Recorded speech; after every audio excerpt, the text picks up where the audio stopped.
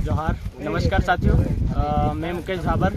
आज रतलाम जिले के रावटी क्षेत्र में और आज यहाँ पर लोकसभा चुनाव को लेकर बैठक रखी गई थी और हमारे बीच में आज धरियावद, राजस्थान के धरियावद विधानसभा से थावरचंद जी पहुँचे हैं। इनसे बात करेंगे आज अपन।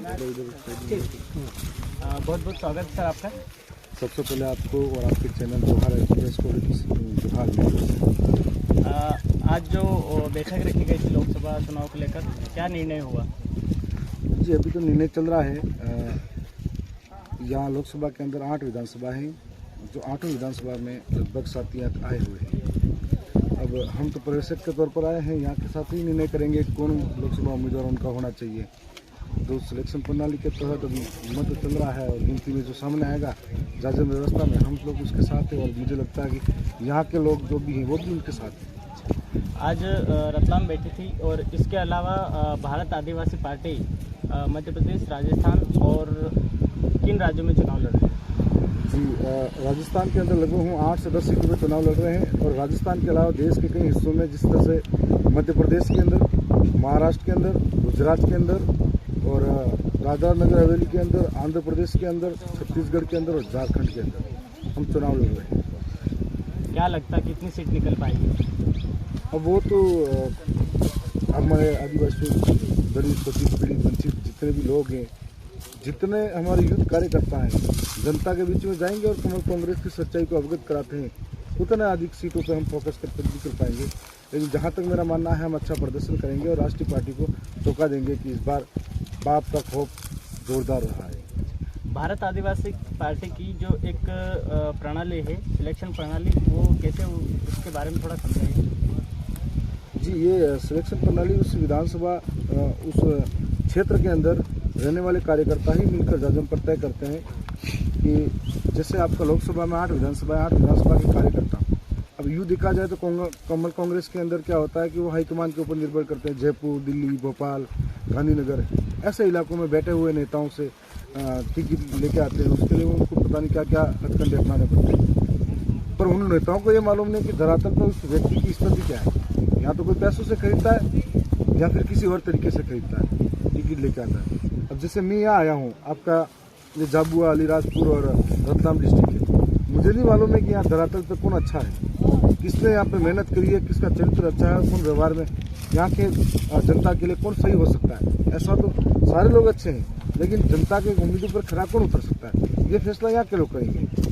इसलिए हमने निर्णय भी इनके ऊपर थोपा है कि बैठ के एक अनुपातिक तरीके से हर विधानसभा से एक अनुपात में कुछ व्यक्ति आएंगे, जो व्यक्ति आएंगे वोटिंग करने के लिए, वोट भी उनकी विधानसभा में आम राय से उनके सामने भेजेंगे और वो मिलकर वोट करेंगे और उनकी सहमति से जो कोई कैंडिडेट आता है समाज हित में, हम सबके हित में और लोकसभा के हित में, आने वाले देश और समाज के भविष्य के लिए जो भी सही है हम उसके साथ करेंगे।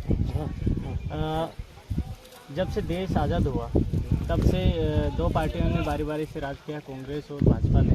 तो और भी नेशनल पार्टियां कई सारी है, तो भारत आदिवासी पार्टी को और जो कार्यकर्ता हैं उनके एक अलग से पार्टी बनाने की क्या जरूरत पड़ी? बताना चाहूँगा कि कमल कांग्रेस कहेंगे अपन इसको, अलग अलग नहीं कहेंगे, क्योंकि राजस्थान के अंदर चुनाव हुए, आप सबने अखबारों में देखा होगा, सोशल मीडिया पर सुना होगा कि दोनों पार्टियां एक होकर लड़ी है। चाहे वो डूंगरपुर का जिला प्रमुख बनाया, वो भी देखा होगा। तीसरी बात यह है कि आज तक आदिवासी के वोट बैंक को इन्होंने बटोरा है, हमारे मूल मुद्दों पर कभी ध्यान नहीं दिया और दोनों ही पार्टियां एक सिक्के के 2 पहलू हैं और धीरे धीरे हमारे अधिकारों को लूटा, हमारी जल जंगल जमीन पर प्रहार किया। उन्होंने ये कहा कि विकास के करेंगे और विकास के नाम पर विनाश किया है। जिस प्रकार से आप देख सकते हो, केवड़िया का आंदोलन, स्टैच्यू ऑफ यूनिटी के नाम पर हजारों लोगों को विस्थापित किया, पर उसके लिए वापस कहाँ रखे जगह तय की गई। उसी प्रकार से कोई बांध बनता है, वहाँ से हटाया जाता है, खनन के नाम पर जमीन आदिवासी की ली जाती है। तो अभी हसदेव का जंगल देख रहे हो आप, ये आप कितने लोगों के साथ ये हो रहा है। मतलब आदिवासियों के साथ में हर दिन अत्याचार होता है, तो सरकारों को कभी लगता नहीं किसी इंसान के साथ हुआ है। लेकिन शहर के अंदर एक छोटे से जानवर के ऊपर भी अत्याचार होता था। हजारों संगठन सड़कों पे होते हैं, हजारों मीडिया एक साथ दिखाती है। आदिवासियों की ज़िंदगी के बारे में कोई सोचता नहीं है। इनके आज भी हम आदिवासी इलाकों में जाते हैं, आप भी जाते होंगे, मेरे मीडिया बंधु साथी जाते होंगे, जो देश का चौथा स्तंभ है। और आज मीडिया की हालत भी ये है कि वो पहले छप कर बिकता था और आज अधिकतर बिक कर छप जाते हैं। तो आप भी जानते होंगे कि बहुत सारे गाँवों में देखते होंगे आज भी आज़ादी के 75 वर्ष बाद भी मूलभूत सुविधाओं के लिए तरसता आदिवासी। एक तरफ हम कहते हैं इस देश का मूल मालिक है 5 जनवरी 2011 कैलाश बनाम महाराष्ट्र सुप्रीम कोर्ट का जजमेंट कह रहा है, और वही मालिक आज ऐसी हालात में जी रहा है कि 2-2, 3-3 किलोमीटर कभी अखबारों में तस्वीरें देखते रोना आता है कि कोई बीमार हो जाता है उसको घाट पर पकड़ के ले जा रहा है। किसी के गांव में आज तक स्कूल नहीं है, कहीं रोड नहीं देखी हुई है, पानी के लिए 3-3 किलोमीटर कोई मटका लेके जा रहा है। ये हालात है, और कोई गंभीर बीमारी हो जाए तो कोई ध्यान देने वाला नहीं है, शिक्षा के नाम पर ध्यान देने वाला नहीं। इन हालातों से आज भी आदिवासी जूझ रहा है।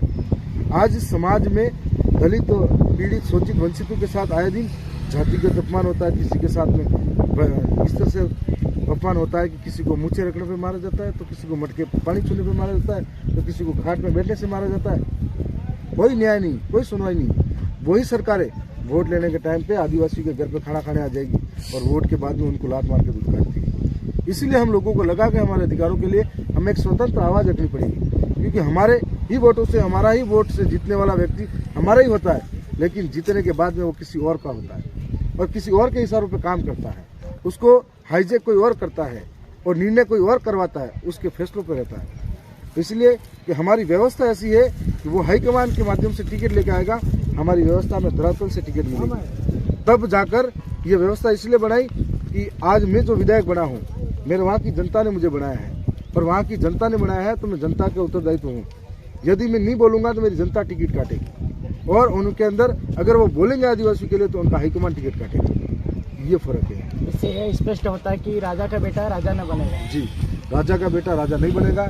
जो असली हकदार है वह, बिल्कुल, जो असली हकदार है वही आपका सेवक बनेगा। और हमने पहले दूसरों के महलों में जाकर गुलामी किया करते थे, दूसरों के महलों की झंडियाँ उठाते थे। अब हमने ये ठान लिया है, हम अपनी झोंपड़ी के राजा खुद हुआ करेंगे।